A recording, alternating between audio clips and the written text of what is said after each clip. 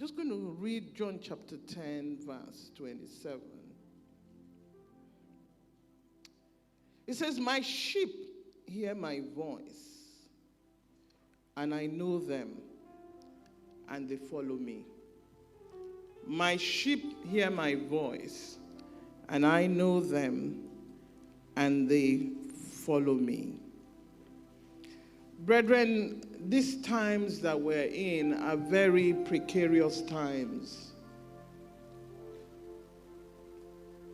When you look around the world, there's so much happening. In fact, I don't know if there's any nation that is exempted from the shakings that are happening in the world today. And these are times when it is very, very important for us as believers to hear the voice of the Master and to follow it.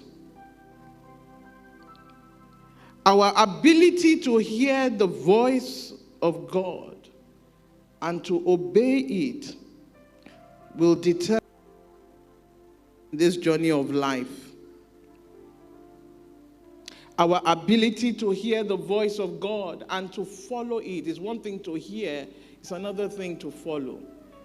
That scripture says, "My sheep hear my voice, and I know them, and they follow me."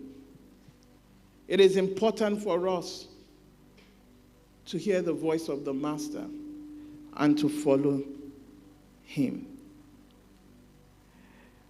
Our chosen Bible reading for today from the book of 1 Kings chapter 13, verse 1 to 25.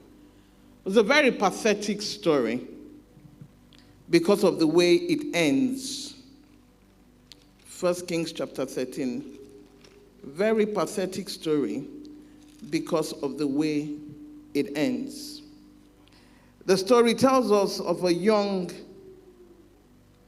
vibrant prophet, man of God, who walked with God.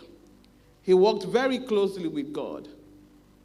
He heard the voice of God, and he obeyed the voice of God.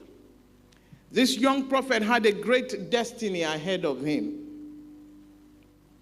And God had used him to proclaim judgment upon Bethel.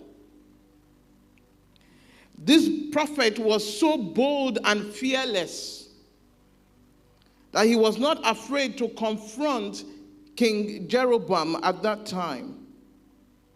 And when we read that story, after he had confronted the king, asked for him to be arrested. And this prophet made a proclamation. And the king's hand withered. He was so powerful because he walked with God. And then something now happened. After he had done what God sent him to do, he had delivered God's message to the people. The king, having seen the raw power of God in display, invited him to come back to the palace. Refreshments,